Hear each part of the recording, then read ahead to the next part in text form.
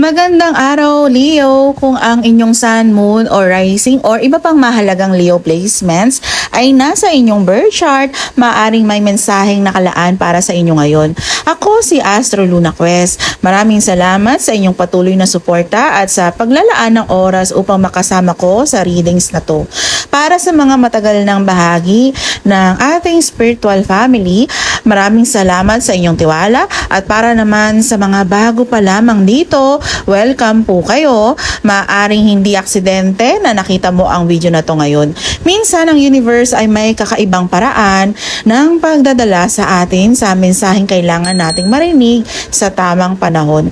Bago tayo magsimula, huminga tayo ng malalim.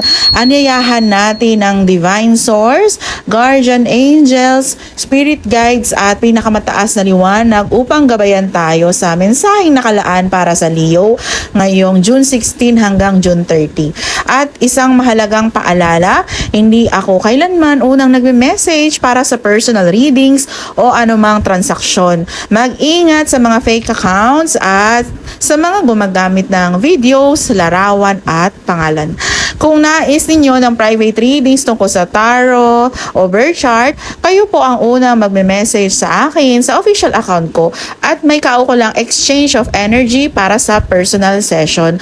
Ngayon, Leo, tingnan natin kung ano ang nais ipaalam ng universe sa iyo ngayon. Ang iyong center energy ay truth be told. Leo, ito ang panahon ng katotohanan. May isang bagay na matagal nang nakatago. Maaring emosyon, maaring sikreto, maaring totoong intensyon ng isang tao. Maaring katotohanan ng matagal mo nang alam sa puso mo, ngunit ayaw mo lamang harapin. Nakikita ko rito ang pagtanggal ng maskara, ang pagpapakita ng tunay na nararamdaman, ang pag-amin sa sarili, ang pagharap sa isang katotohanang maaring magpapalaya sa iyo. Sa mga Leo na matagal nang naghihintay ng malinaw na sagot at pakiramdam ko sa pagitan ng June 16 hanggang June 30, may mahalagang revelation o realization na mangyayari. Hindi na pwedeng manatili sa pagitan ng alam at hindi alam. Panahon na upang makita ang buong larawan. Leo, may energy ng nakaraan na bumabalik. Maaaring dating tao, dating kaibigan, dating pagmamahal, dating pangarap o isang sitwasyong akala mo ay tapos na. Ngunit hindi ito basta pagbabalik. Ito ay pagbabalik upang magkaroon ng closure, healing o mas malinaw na pag-unawa. Kasabay nito ay nakikita ko ang conflict. May mga hindi pagkakaintindihan, mga opinyong hindi nagtutugma. May mga tao sa paligid na tila may competition o tensyon. Ngunit ang pinakamahalagang mensahe rito ay huwag hayaang maubos ang energy mo sa mga laban na hindi naman para sa'yo.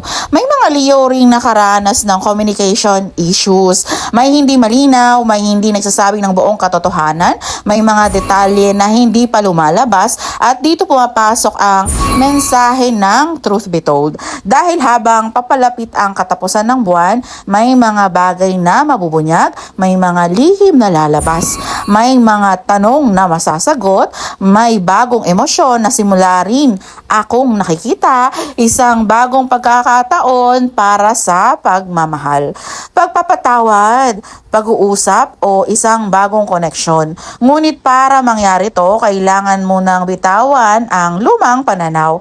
May mga Leo na matagal nang naghihintay ng pagbabago, ngunit ayaw pa rin pakawalan ang lumang sitwasyon.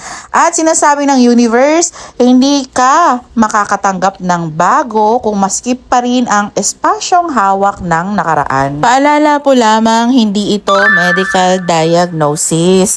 Energetically, nakikita ko rito ang heart chakra imbalance, stress-related fatigue, high blood pressure tendencies, headaches, migraine, neck tension, back pain, sleep disturbances, anxiety, digestive discomfort, hormonal fluctuations, emotional exhaustions. Napakalakas ng energy ng mental stress. Maraming iniisip, maraming kinikimkim, at maraming itong pangunahing dahilan ng pagod na nararamdaman ng ilan sa inyo. Single Leo, may energy ang taong mula sa nakaraan, ngunit hindi para sa lahat.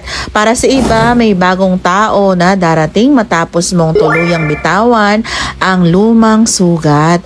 May emotional opening na nakikita, may mensahe, may pagtatapat, may confessions. Sa mga may karelasyon, may katotohanang kailangang pag-usapan. Hindi ito para sirain ang relasyon, kundi para palalimin ito. Ang honesty ang magiging susi ng iyong connection. Sa mga may asawa, may pagkakataon para sa healing at reconciliation. May mga bagay na matagal nang hindi na pag-uusapan na kailangang harapin ng may pagmamahal at respeto. Sa mga may trabaho, may competition, ngunit may pagkakataong ding mapatunayan ang kakayanan mo.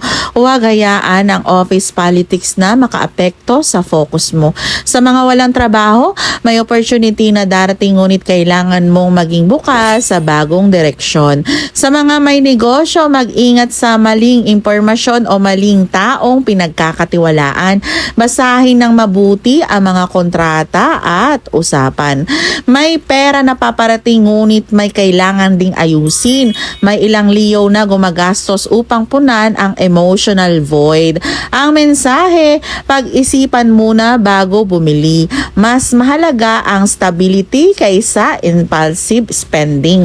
Ang pinakamalakas na energy para sa aking reading, the Tower Reverse. May mga problemang hindi natuloy, may mga bagay na inilayo sa'yo bilang proteksyon.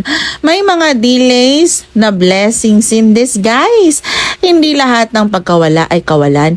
Minsan ito ay divine redirection. Leo, kung nararamdaman mong para sa iyo ang mensaheng ito, kung may bahagi ng reading na tumama sa iyong sitwasyon, i-comment mo sa ibaba ang I claim it bilang pag-claim ng mensaheng ito at pag-anyaya ng mas malinaw na direksyon sa iyong buhay. Maraming salamat sa pagsama sa akin sa reading na to. Kung bago ka pa lamang dito sa ating spiritual community at nagustuhan mo ang content na to, huwag kalimutang mag-follow o mag-subscribe para sa mas marami pang tarot readings, astrology guidance, zodiac forecast o spiritual messages. Tandaan, ang mga cards ay gabay. Ang universe ay nagbibigay ng direksyon. Ngunit ikaw pa rin ang may hawak ng kapangyarihang piliin ang iyong landas. Ito si Astro Luna Quest, naway mapuno ng katotohanan, healing at pagpapala ang nalalabi mong mga araw ngayong buwan. Hanggang sa muli.